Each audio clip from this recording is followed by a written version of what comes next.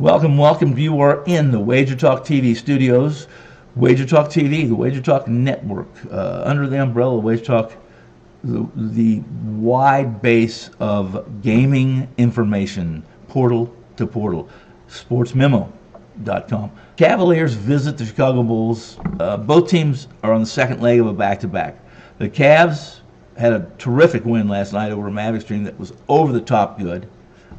It took a fortuitous shot at the end of the game to win, but a week from now, a month from now, tomorrow, all that will be remembered is the Cavs have an extra win, Mavericks have another loss.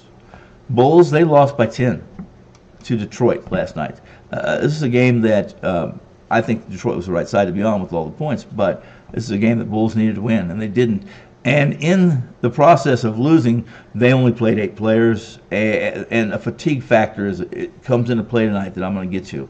First off, Chicago's been a group that not necessarily won, but they've been consistently good against the number. And in situations where they should have been good, they were good.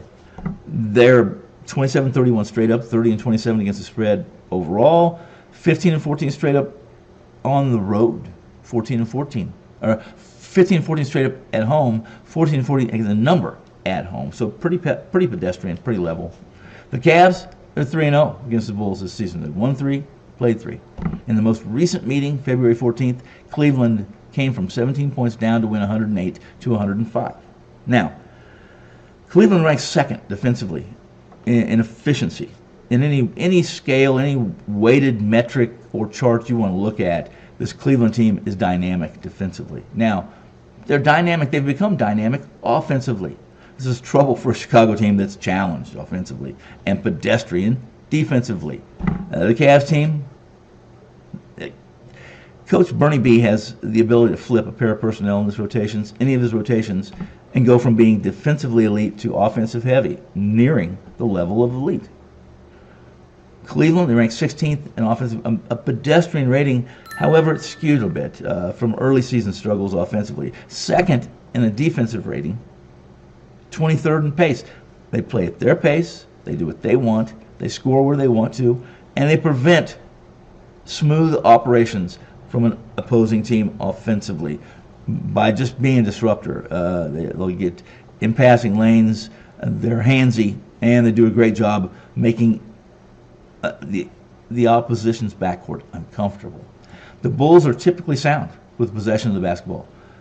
Not against Cleveland, not against the 3 games they played. The last game they played, they took a Chicago backcourt and turned them over 17 times in that 17-point comeback. Now, just like last night, where the Mavericks were as good as they can be with Irving and Doncic scoring, I think, combined 90-plus or 100 points, whatever it was crazy. They still lost, although fortuitous, for this Cleveland team.